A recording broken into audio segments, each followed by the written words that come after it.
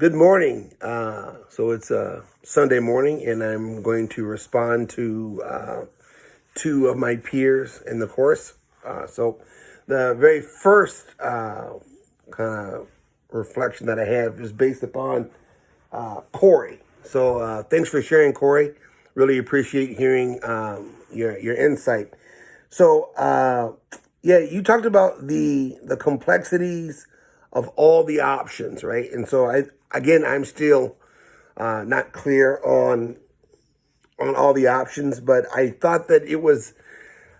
So I have this thing that my grandmother told me a long time ago was eat the chicken and leave the bones, and it's the idea of me being in a context that's completely different than anything I've ever been a part of, whether it's culturally, scientific, and just Sean, go in, take what you can, and then just leave the rest. And so the complexities of all the options, my first thought was, man, and I went to cultural norms in the church that I'm at. The church that I'm currently at now is the result of a merger that took place 10 years ago, which was an all-white church and an all-black church kind of merging in the nuances that take place with that.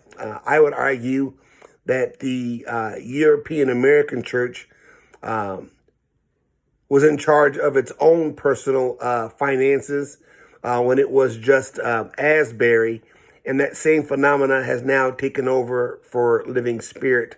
And so I'm not sure that there are many African Americans who understand who are in the church, and not because they don't have the capacity to understand. It's just that haven't been introduced to this, and so I wonder if a major part of our financial, the complexities of who we are as a church, don't spawn back to having more of a multicultural understanding of some of these issues as it relates to just having what I would say we're going to have the white folks take care of that part of the church.